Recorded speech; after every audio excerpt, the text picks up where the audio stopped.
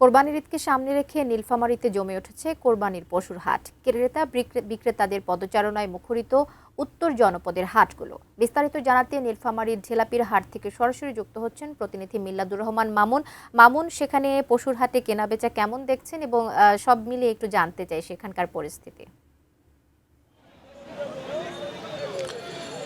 ধন্যবাদ কবিতা। আপনি যেমনটি বলছিলেন যে আসলে আপনি জানেন যে গত আগামী 7 থেকে 8 দিন পর অর্থাৎ 28 তারিখ মুসলমানদের যে পবিত্র যে উৎসব পবিত্র ঈদুল আজহা সেটি অনুষ্ঠিত হবে এবং সেই ঈদুল আজহার মধ্য দিয়ে কিন্তু যারা সামর্থ্যবান মুসলমান আছেন তারা কিন্তু সৃষ্টিকর্তার সন্তুষ্টির জন্য কুরবানি দিয়ে থাকেন। তা আসলে আমরা দেখেছি পশু কুরবানির বিক্রির যে হাট যেগুলো আছে সেগুলো একেবারে সরগরম। আমরা কয়েকটি বড় বড় হাটে খোঁজ নিয়েছি। আমরা এখন আছি নীলফামারী সদরের এটি ঢেলাপির হাট বলে।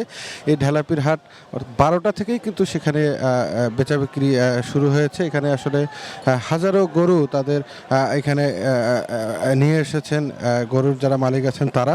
তো আমরা কথা বলে যেমনটি জেনেছি যে আসলে এবার গতবারের তুলনায় এবারও কিছুটা গরুর দাম কম আছে, অর্থাৎ গরু ভেদে 5 থেকে 10,000 টাকা দাম কম আছে এবং ক্রেতাদের মধ্যে এ নিয়ে একটি অবশ্যই স্বস্তি লক্ষ্য করেছি আমরা।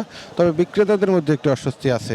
আমাদের নীলফামারী জেলায় এবার 2,82,850টি গরু বিভিন্ন খামার এবং ব্যক্তি পর্যায়ে যারা কৃষক আছেন তারা প্রস্তুত করেছেন কুরবানির জন্য। এর বিপরীতে কিন্তু 2,32,000 গরু অর্থাৎ প্রায় 50,000 গরু কিন্তু এখানে অতিরিক্ত আছে, যেগুলো ঢাকা সহ আশপাশের জেলায় বিক্রি করা হবে। আর প্রাণী সম্পদ বিভাগ থেকে এখানে গরুর হাটে সুস্থ সবল গরু নিশ্চিত করার জন্য কিন্তু এখানে তাদের একটি টিম আছে, তারা নিরোগ গরু নিশ্চিত করেই তারপরে